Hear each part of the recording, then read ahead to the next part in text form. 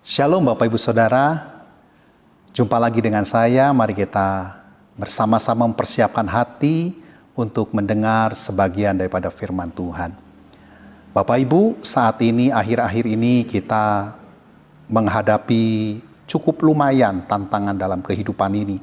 Kondisi akibat COVID-19 membuat seluruh dunia mengalami krisis, namun bagi bangsa kita belum juga masalah COVID selesai. Bencana gempa, bencana banjir, dan kecelakaan pesawat itu membuat kita berduka. Di awal tahun ini, 2021, kita mengalami itu. Kita perlu berdoa bagi bangsa dan negara kita. Tetapi semua kondisi yang ada ini seakan-akan semua disudutkan untuk tidak lagi mengandalkan apa yang mereka miliki. Mengandalkan kekayaan, kepintaran, mengandalkan apapun yang bisa diandalkan. Seakan-akan kita semua ini disudutkan hanya untuk berharap dan bergantung hanya kepada Tuhan. Terutama bagi mereka yang sedang mengalami pergumulan yang berat, musibah. Seakan-akan mereka hanya bisa berharap dan bergantung hanya kepada Tuhan. Nah, pada saat ini mari kita lihat kebenaran firman Tuhan yang menguatkan kita bersama. Pada dasarnya ada 3 cara bagi manusia untuk menjalani hidup dan menghadapi setiap masalah dan tantangan dalam kehidupan. Saya mau setiap kita membaca di dalam Yeremia pasal 17 ayat 5 sampai dengan 8. Saya akan baca dengan cepat. Beginilah firman Tuhan, terkutuklah orang yang mengandalkan manusia, yang mengandalkan kekuatannya sendiri, dan yang hatinya menjauh daripada Tuhan. Ia akan seperti semak bulus di padang belantara, ia tidak akan mengalami datangnya keadaan baik, ia akan tinggal di tanah angus di padang gurun, di negeri padang asin yang tidak berpenduduk. Diberkatilah orang yang mengandalkan Tuhan, yang menaruh harapannya pada Tuhan. Ia akan seperti pohon yang ditanam di tepi air, yang merambatkan akar-akarnya ke tepi batang air, dan yang tidak mengalami datangnya panas terik, yang daunnya tetap hijau, yang tidak khawatir dalam tahun kering, dan yang tidak berhenti menghasilkan buah. Firman Tuhan mengajar kepada kita, dari firman yang kita baca, ada cara bagi manusia menghadapi setiap tantangan, setiap pergumulan yang mereka hadapi. Yang pertama adalah ayat 5 dikatakan begini. Terkutuklah orang yang mengandalkan kekuatannya sendiri. Nah, banyak di antara kita ketika kita menghadapi pergumulan, permasalahan, badai kehidupan mungkin, kita justru mengandalkan kekuatan kita sendiri. Apakah yang dimaksud dengan mengandalkan kekuatannya sendiri? Yaitu mempercayai diri sendiri ini mampu. Mempercayai diri sendiri ini bisa. Bukankah kita perlu punya kepercayaan diri? Ya, kita memang perlu punya kepercayaan diri. Untuk maju dalam kehidupan, kita perlu punya kepercayaan diri. Tetapi kepercayaan diri yang seperti apa yang Tuhan mau?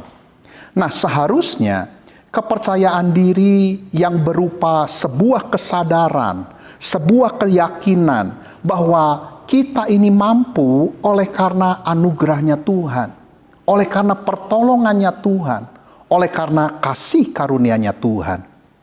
Bukan sebuah kesadaran bahwa kita punya keahlian, kita punya pengetahuan, kita punya pengalaman, bahkan kita mungkin punya kekayaan. Nah, kalau kita lihat contoh dari firman Tuhan, Raja Daud sebelum dia menjadi raja, Daud memiliki kepercayaan diri yang didasarkan kepada sebuah kesadaran dan keyakinan akan Allah, akan penyertaannya, akan pertolongannya Allah. Terlihat di dalam 1 Samuel 17 ayat 37, ketika Daud ditanya oleh Saul, dan Daud berkata bahwa Tuhan yang telah melepaskan aku dari singa, dari beruang. Daud tidak berkata alasan yang lain atau perkataan-perkataan yang lain. Daud hanya berkata, Tuhan yang telah melepaskan aku. Artinya apa? Artinya kepercayaan diri Daud itu didasarkan kepada keyakinan, kesadaran akan Allah. Di 1 Samuel 17 ayat 45 dan 46. Ini ketika Daud berhadapan dengan Goliat, raksasa. Ini duel yang menurut saya mustahil. Daud seorang anak kecil, anak remaja. Goliat, raksasa, prajurit sejati. Tingginya hampir 3 meter. Dan dia dari muda dilatih di dalam ketentaraan. Sehingga orang ini luar biasa. Bangsa Israel, prajurit-prajurit Israel takut melihat orang ini. Tetapi Daud, dia berkata di 1 Samuel 17 ayat 45 dan 46. Di situ Daud berkata begini, Aku mendatangi engkau dengan nama Tuhan. Hari ini juga Tuhan akan menyerahkan engkau dalam tanganku. Dari sini contoh yang kita bisa lihat, kepercayaan diri yang Daud punya adalah sebuah kepercayaan diri yang didasarkan kepada keyakinan dan kesadaran akan Allah, akan pertolongan Allah, akan anugerah daripada Allah. Cara manusia ketika menghadapi pergumulan dan permasalahan, tantangan, badai hidup, banyak kali mereka caranya adalah mengandalkan kekuatannya sendiri. Firman Tuhan berkata, terkutuklah yang mengandalkan kekuatannya sendiri. Lalu yang kedua, cara manusia menghadapi pergumulan, tantangan dalam hidupnya. Kembali di Yeremia 17 ayat yang kelima dikatakan, terkutuklah yang mengandalkan manusia, mengandalkan orang lain. Tentunya Allah tidak ingin kita ketika menghadapi tantangan dalam hidup mengandalkan manusia-manusia yang lain. Tuhan tidak ingin itu. Firman Tuhan mengajar kita untuk tidak mengandalkan manusia, tetapi kita terpancing untuk itu. Sebagai contoh, ketika kita punya masalah yang berat, masalah yang buat kita tidak bisa tidur, khawatir, putus asa, tiba-tiba ada seorang pembesar, seorang yang punya pangkat mungkin jenderal, yang sangat berpengaruh, punya kuasa, dia berkata kepada kita, tenanglah, masalahmu aku yang handle. Tentunya ketika kita mendengar jawaban dan jaminan dari orang yang berkuasa ini, membuat kita bisa tidur nyenyak. Tetapi kalau misalkan dalam kasus yang sama kita menderita, kita sedang bergumul, tetapi tiba-tiba Tuhan Yesus bicara dengan lembut di hati kita, tenang, ada aku, everything is okay. Apakah kita masih bisa tidur nyenyak? Ini jadi pertanyaan. Banyak kali ketika ada seorang yang berpangkat, seorang yang penuh kuasa dan berpengaruh, dan dia mengandalkan dirinya kepada kita, kita bisa tenang. Nah, firman Tuhan mengajar kita bahwa jangan kita mengandalkan manusia. Yang ketiga, inilah yang Tuhan inginkan, yaitu mengandalkan Tuhan. Di ayat yang ke-5 dari Yeremia 17 berkata, terkutuklah yang hatinya menjauh daripada Tuhan. Berarti kalimat ini bisa dibalik begini, diberkatilah yang hatinya mendekat kepada Tuhan. Yeremia 17 ayat yang ke-7 dikatakan, diberkatilah yang mengandalkan Tuhan, yang menaruh harapnya kepada Tuhan. Nah, cara yang inilah yang Tuhan ingin setiap kita, Bapak Ibu. Apapun tantangannya, apapun masalah dan pergumulannya, apapun badainya yang sedang kita hadapi, mari kita tidak mengandalkan kekuatan kita sendiri. Siapa kita? Kita terbatas. Kita tidak mengandalkan orang-orang lain. Siapa mereka? Mereka pun terbatas. Tetapi kita memilih mengandalkan Tuhan. Anda tahu, mengandalkan Tuhan pasti tidak akan dipermalukan. Mengandalkan Tuhan pasti akan diberkati. Mengandalkan Tuhan itu pasti menang. Bapak Ibu, mengandalkan Tuhan ini kita perlu siapkan hati dan pikiran kita. Mengapa? Mengandalkan Tuhan pasti sport jantung juga. Wah, deg-degan pasti. Cara Tuhan tidak sama dengan cara kita.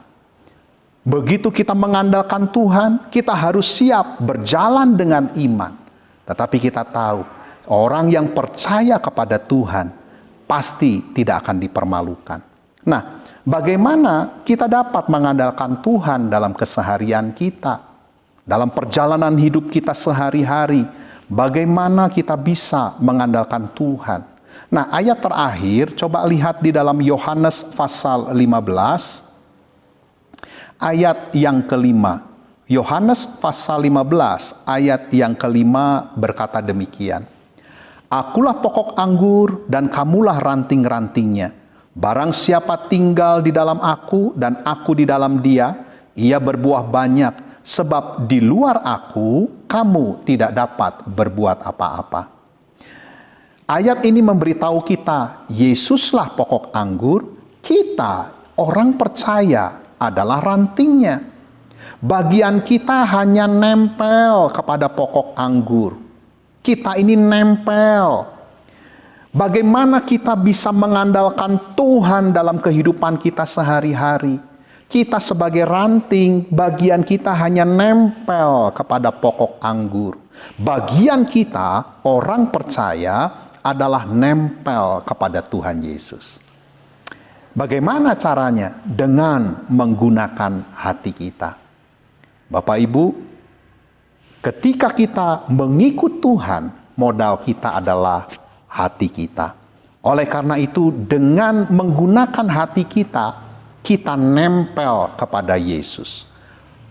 Menggunakan hati untuk percaya kepada Tuhan Yesus. Percaya kepada apa yang Yesus sudah lakukan di kayu salib. Anda tahu, Yesus di kayu salib, Dia memulihkan dan menyembuhkan kita. Bilur-bilurnya menyembuhkan kita. Di kayu salib, Yesus menebus, menyucikan, dan membenarkan kita. Yesus mati di kayu salib, supaya kita yang miskin ini menjadi kaya. Karena kematiannya. Kita perlu percaya kepada Yesus. Karena Yesus adalah Allah kita, Tuhan kita. Yesus mengasihi kita. Dia adalah gembala yang baik. Dia adalah pengantara kita. Dia adalah juru syafaat kita di hadapan Bapa Sorgawi. Dengan menggunakan hati kita untuk kita bisa percaya kepada Tuhan Yesus. Dengan menggunakan hati kita, kita percaya pada apa yang Yesus sudah lakukan di kayu salib. Hal yang kedua adalah dengan menggunakan hati kita, kita gunakan untuk menyadari bahwa Yesus adalah sumber segalanya dalam hidup kita. Bapak Ibu, ketika dasarnya di hati kita, kita gunakan adalah kita menjadikan Yesus sumber dalam kehidupan kita. Saya percaya Tuhan Yesus akan menampilkan dirinya sebagai jawaban buat setiap kita. Bapak Ibu, ranting itu tidak pusing bagaimana dan kapan harus mengeluarkan daun, berbuah, bertumbuh, karena semuanya itu adalah urusan pokok anggur. Ketika Anda dan saya nempel kepada Tuhan Yesus, gunakan hatimu untuk nempel kepada Tuhan Yesus. Anda lihat, Tuhan Yesus akan menampilkan dirinya untuk membuat kita bisa bertumbuh dan menjadi berkat dalam kehidupan kita sehari-hari. Amin.